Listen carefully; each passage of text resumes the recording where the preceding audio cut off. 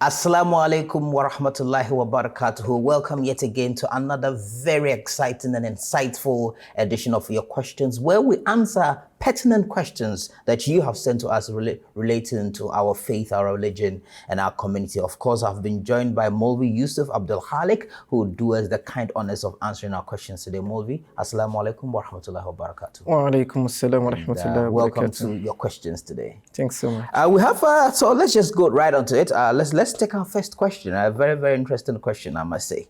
Assalamu alaikum wa rahmatullah. My name is Hassan Taju from Mauritius Island. My question is, please explain the induction in the Holy Quran to amputate the hand of a thief and to stone the adulterer. Well, Movi, you've had the question. It's a very, very interesting question that usually comes up, questions of cutting the hand of the thief and stoning the adulterer. A'udhu billahi minash shaitanir rajim. Bismillahir rahmanir rahim.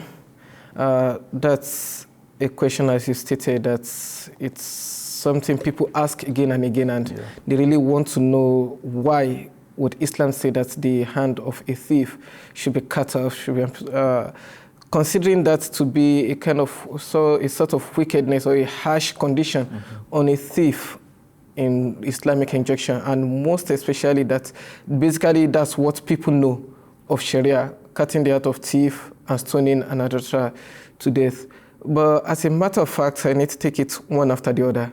The cutting the hand of a thief, if we understand the Islamic injunction of an Islamic setting, Islamic nation, then not to cut the hand of a thief will rather be the point of wickedness and not the cutting the hand of a thief. Actually, it's clearly stated in the Holy Quran, وَالسَّارِقُ وَالسَّارِقَةُ فَاقْطَعُوا أَيْدِيَهُمَا. A thief, either male or female, cuts their hands. That is the clear injunction. But now it comes to the point of, okay, how do we justify this? And it's not a point that we are trying to justify, but we are actually giving the exact thing that happens in this nation. It's a setting, an Islamic setting, actually requires an Islamic government, and that is the only location or the only setting where this law can be carried out, number one. And what is the rule for Islamic government? The Islamic government has to take care of the responsibility of each and every citizen of the states. Compulsorily, the basic responsibility must be fulfilled. And aside that, there must be job opportunity for each and every abled human in the community. Now, after the fulfillment of the basic needs of every human in the community, and job opportunity exists for each and everyone in the community, then someone decided that instead of him to work, his own choice is to actually take from other people's property which they have worked for. So what is the essence of the hand the person is having? The person has the right to work, the work is available, but he refused to work, but has now turned it out that, okay, another person's property will be the point of his own interest, and he's not ready to work. So if he doesn't need the hand to work, then the hand should be taken off. That's one thing. It's still up to this level, anyone will still consider it to be harsh, that at least put the person in prison, beat him, this and that would be okay. But if we actually look into the setting, as I stated, not cutting the hand will actually turn out to be wickedness. And I give the analysis in this way, that a thief, known to be a thief, will never, ever allow himself to be cut easily. So whenever there is any way to get hold of him, he tries to escape. And while trying to escape, you must chase him. If you don't chase him, he will go freely, get to another house, and cause another trouble over there by stealing their property. But now the problem comes as to when the thief is running away. He wants to escape the punishment. Therefore, whoever he meets on en route that's trying to stop him, he will definitely attack the person with whatever material is with him, even if it's with cutlass, with gun, with anything. So actually, people are vulnerable to the existence of a thief, because when you are trying to get hold of him, he will definitely try to attack in order to save himself. Therefore, you have refused to cut the hand of a thief, and he continues to steal. Then, while trying to get hold of him, others will be hurt through that. Therefore, the point of wickedness will rather come as you are not reprimanding the person who has committed the crime, but the citizens are now So if I get suffering. you right, the laws are in place to protect the vast majority of citizens who are Exactly. supposed to be law-abiding, and decent and upright citizens, right? Yes. Okay. So, And the other thing we also need to bear in mind is it's the rule of the injunction of Islam actually, as I stated, goes for an Islamic setting. okay. A proper Islamic setting where each and every rule of Islam is followed. Okay. Not that a nation has just declared themselves to be Islamic state or Islamic nation. They are not fulfilling the right of the citizen, this and that. But whenever it comes to punishment, they only care for punishment. Punishment, No, okay. it doesn't come like that. And you also look into the verse of the Holy Quran. The Holy Quran, if it's a matter of someone stealing petty things or stealing once, twice, this and that, the Holy Quran would have basically used the word mansarako, whoever steals. Understand? But I mean, that's an occasional issue of someone. Probably there is an issue at the point of hunger. It's quite wrong, no doubt. Yeah. But at least it's not up to the point of, okay, getting hold of the person and cutting his hand off immediately. But the Quran says, asarik, the person who is already known as a thief, a confirmed thief. That is, it has come with, we always have this word, these letters, alif and lam. Okay. Whenever it comes with a noun, it actually indicates what we call marifa, recognition. You're able to recognize that this person, what he has chosen not to work, he has chosen not to fulfill his own, to abide by the law, but what he has chosen to be is a thief. That is the... So the second point you're making is that when someone is notorious for stealing, so probably has done that a number of times or has the reputation, it means that there's been opportunities for that person to reform and that person hasn't reformed. So such a person, it's a person who must suffer such a punishment. But let's say if just maybe an orphan boy goes to the market one day and out of hunger, he picks, let's say, a piece of bread from, a baker's, shop, such a person must not be subjected to that. In that situation, apart from the mega punishment that the person should stop that act, rather the government might even be blamed for it because this is an orphan who has no one to cater for him. The burden should go to the government. The government should arrange. But the government has failed on its own responsibility. But it wouldn't now be that, I mean, you cut off the hand of that orphan, then what's the essence? At the end of the day, you just leave the person to die off because now there's no one to cater for the boy and you've cut off his hand, even to work. So in the application of these rules, you need people who are learned and have a broader understanding of the faith and its, injunctions to be able to interpret them based on the circumstances that come up. So it's not like you just still cut off your hand. Islamic rule doesn't go as such. And the other part that people will always want to ask about is this issue of, okay, those that are actually not going to people's property to steal with hand, this and that, like probably someone is appointed to a position in government. Yeah, corruption. And we continue to embezzle the state's money again and again. So will the mere cutting of hand be the solution to that issue? The Holy Quran is actually an all-encompassing book. So when we use the word yad, hand, in the Holy Quran or in Arabic usage, it also refers to the authority the person is having. So basically, the Quran also keeps an injunction in that the authority which that person is having, for which he is able to commit that crime, take it away from the person. Oh, this is very interesting. I didn't get this interpretation before. So hand, not just the physical hand, of course, there's a physical hand, but there's also the hand of authority that someone in a position of influence uses. So if that person in a position of influence is misusing that hand of authority, then cut off that hand by meaning truncate that person. So in other ways, don't vote for people who are corrupt. Don't promote people in your companies or in your societies that are corrupt. Do not give them. Or if an higher government has appointed the person and you remove the person. This is really interesting. Thank you very much, Mowi, for sharing this perspective. So the other part of the question. Other part of the question, stoning and adultery. This is also another injunction that is actually not part of Islam. But people have approved it and have attributed it to Sharia again and again. And before you do anything, they say, whenever you talk of Sharia, the wisdom and the direct injunction of Sharia doesn't concern people much. Only what some people do, they call Sharia, and those ones are point of wickedness. Stoning an adulterer is never a rule or an injunction in Islam. No doubt it happened during the period of the Holy Prophet sallallahu alaihi wasallam, but at series of occasions and conditions that warranted it. Number one of it is in the early stages of Islam, when we know the Holy Quran was revealed over 23 years.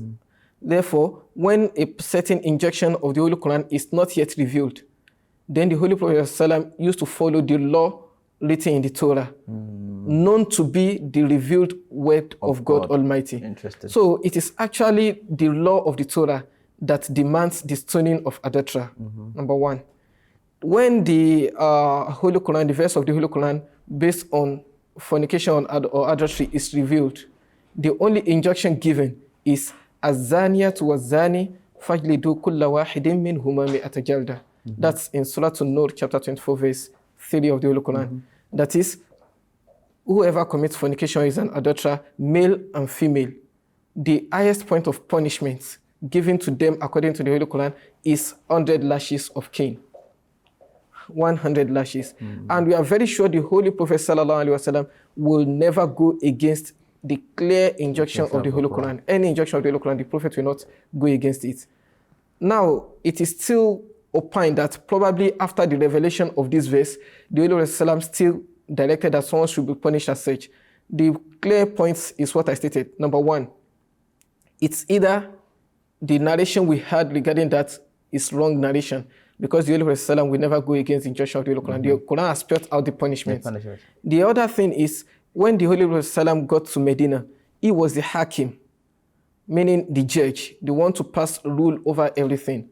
And one of the pacts is signed with the Jewish community of that time is they have the free will to choose which law they want to follow. Are they going to follow the law of Islam or the law of Torah, which is revealed to them? So as we know, the children of Israel, Bani Israel, they kind of probably religious indignation or something else might have come into it that at some point in time, they will always insist that they don't want any rule of Islam to be used on them, but rather they want the rule of Torah to be used. Now, when someone commits this crime and gets to the Holy Prophet and has chosen to use the rule of Torah because of him or her not being a Muslim, so he's a Jew and has chosen to use the law, the Prophet being a judge cannot out of his own discretion change the law. A judge can only follow the law. So the law in the Torah requires that, and not the law of the Holy Quran.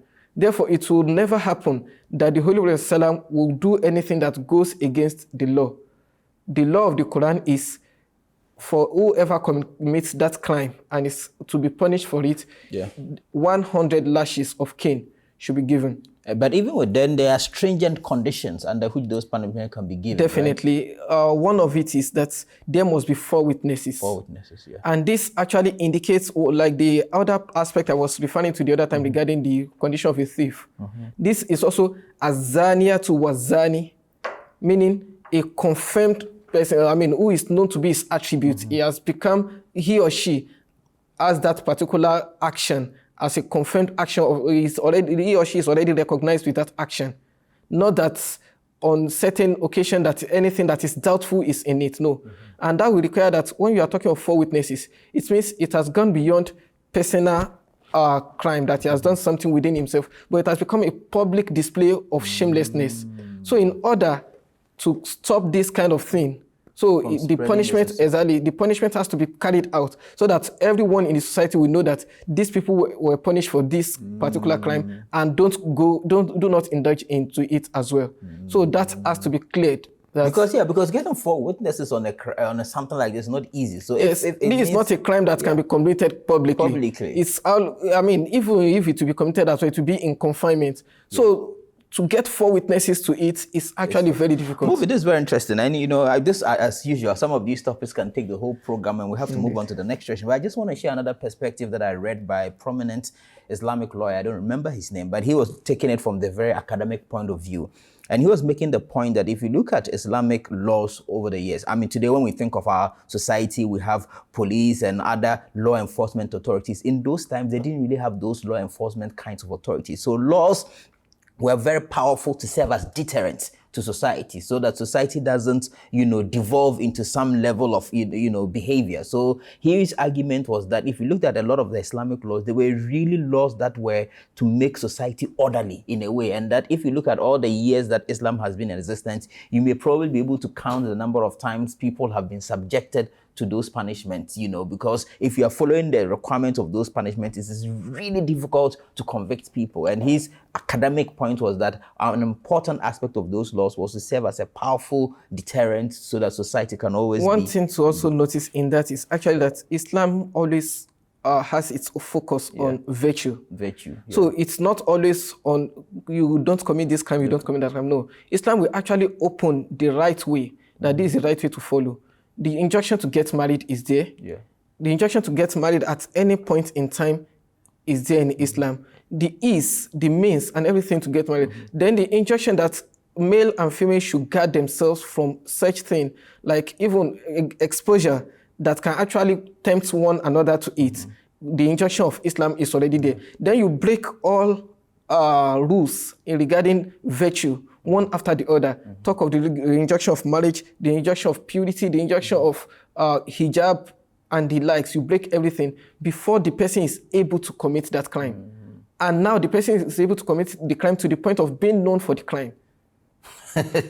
So your point is, I mean, and I also I saw someone making a claim, I don't know how true is it, but the person was like 3%. I don't know if you can put a quotation and a percentage of the rules in Islam are prohibitions, but over 90% of them are just ethical, considerations that helps you. So if you look at the Quran, the things that actually don't do this, if you do this, this is the consequences, are just very few. But the bulk of the Quran is really to guide you to live a very virtuous, simple, they're about ethics, they're about relationship with man and God, man and environment and all of that. But that's interesting. Let's take our next question. Assalamu alaikum warahmatullahi wabarakatuh. My name is Mariam Drame. I'm from the Gambia. And my question is, what does Islam say about women at funeral processions? Assalamu alaikum. Moby, I didn't even know this was an issue, funeral processions, because, come to think of it, I don't even... Anyway, I don't, during our Islamic funerals, do we even do any procession, but what's Well, I will understand the question to be that is the person is referring to the janaza itself. Okay, the janaza. The janaza okay, salat okay. until the point of taking the person to burial and being buried. Okay, maybe, where when we lead the people to the cemetery, so I get that. Generally, for the janaza salat, women can take part. They were not forbidden from taking part. Yes, it's a but prayer. when it comes to the point of burial, getting to the graveyard, generally we know death or demise of a person is always come as a shock and always calls for crying and wailing of people.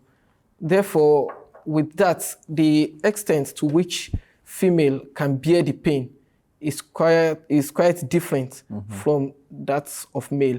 So generally, women are actually advised not to get to the point of burial just because of crying and wailing, which is not that encouraged in Islam. Not that the person shouldn't cry at all, but of course, as long as the occasion goes on, you anticipate that women can still continue crying at any point in time, and the kind of sound, the wailing sound, to the point that it will even move the whole congregation, with their own mood at that particular point in time. So that's just a point of advice. And during the time of the Holy Prophet, that's how it used to be, that they don't always follow.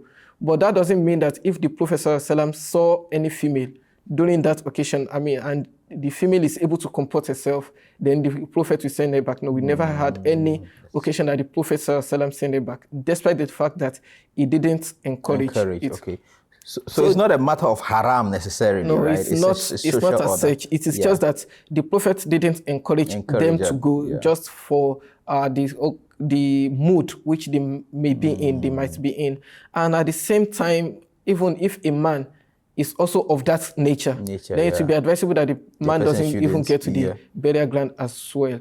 Because after people move away, then they can also get there to pray for pray. Maybe after 1 or 2 days when they're able to comport themselves, no problem with that. No, I think that one of the most, poignant, and emotional periods, and the whole death is when finally the person is lowered into the grave and the sun. So even at that point, people who have been able to hold themselves for a very long time, when it actually gets to that point where the person is finally lowered into the grave for eternity, that people are able to break. So I can understand how, it is encouraged that women should not subject themselves to this sight, and I mean, Islam is always about moderation anyway, moderation in everything. So even in grief, we need to practice moderation. Let's take our last question for today.